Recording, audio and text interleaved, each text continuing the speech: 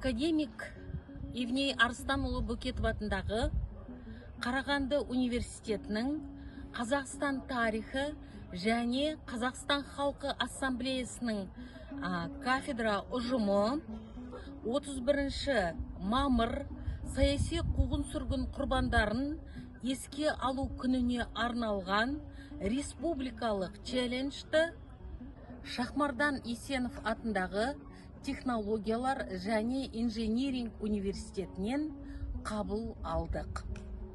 31 мамыр бұл саяси репрессия құрбандарын еске алу күніне арналады және төл тарихымыздағы, төл шежіреміздегі ең қаралы кезеңнің бірінен бізге хабар береді. Төл тарихымыздың қаралы беттерін ұлттық бірегейлігімізден бөліп жару мүмкін емес. Саяси репрессия құрбандарын еске алу үшін, олардың рухына тағзым етіп, есімдерін мәңгі есімізде сақтау үшін біз бүгін Карлаг тарихи мемориалдық кешеніне келіп, челленджді осы жерден жолдауды дұрыс деп шештік. Мемлекет басшысы Қасым-Жомарт Тоқаевтың тапсырмасы бойынша елімізде саяси қуғын-сүргін құрбандарын толық ақтау бойынша мемлекеттік комиссия құрылды. Сол комиссияның құрамында жергілікті өңірлерде комиссия құрылды. Қарағанды облысы бойынша өңірлік комиссия үлкен жұмыс атқарып, мемлекеттік архивтерден, аудандық архивтерден көптеген құжаттарды жарыққа шығарып, бүгінгі күнде көптеген адамдардың, сол кезде құрбан болған адамдардың есімдерін анықтап жатыр. Бұл жұмыс әрине үлкен ыждахаттылықты, жан-жақты зерттеуді қажет етеді. Өйткені сол кездерде миллиондаған адамдардың тағдыры осы Қарағанды өңіріндегі Карлагдың тарихымен байланысты, сонымен қатар жер аударылған халықтар қаншама сол кезде құрбан болған. Сонымен қатар сол кездегі солақай саясаттың зардаптарынан қаншама адамдар жазықсыз репрессия құрбанына айналып кетті. Қазіргі адамзат алдындағы біздің борышымыз осы құрбандардың есімдерін ақтау, яғни олардың заңды тұрғыда оларға ақтау беріп және тарихи әділеттікті қалпына келтіру үлкен бір мәселе болып табылады. Осы тұрғыдан алған кезде қазір біз орталық Қазақстандағы саяси қуғын-сүргін құрбандарына қатысты үлкен жинақтар шықты. Архив құжаттары, естеліктер, ендігі кезекте міне жеке-жеке өңірлерге, аудандарға арналған тарихи құжаттар бар, естеліктер бар, бұрын жарияланған материалдар бар, зерттеулер бар.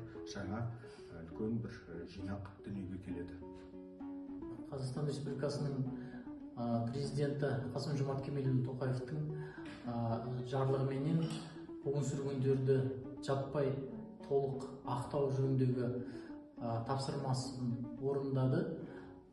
Сол орындау кезінде Қарағанды облысында 900-ден астам карточкалар анықталып, ол жерде 180 мың істер қозғалған.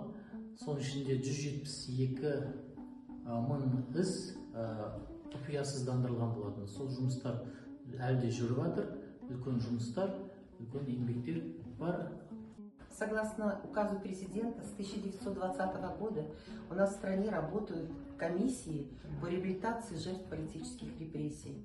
Политические репрессии – это трагическая страница в истории нашей страны. Нет ни одной семьи, которая не пострадала бы в этот период. Профессорско-преподавательский состав Карагандинского государственного университета активно работает тоже в этой комиссии, в региональной комиссии.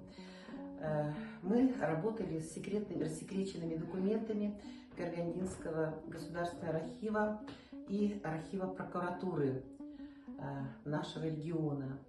В результате на сегодняшний день нами проработано около 180 тысяч личных дел заключенных и где-то 25 с лишним тысяч человек в нашем регионе было расстреляно. Это прям прямые жертвы политических репрессий. Но я хочу сказать, что работа еще не закончена, эта работа продолжается. Рассекречивание продолжается, конечно, и реабилитация тоже продолжается. Мы, конечно, отдаем себе отчет, что не все категории репрессированных одинаково могут быть реабилитированы. Среди них были, конечно, и пособники фашистов, и другие люди, там, уголовные преступники и так далее. Но мы намерены изучить все дела, чтобы, наконец, дать ответ, подлежит человек реабилитации или нет.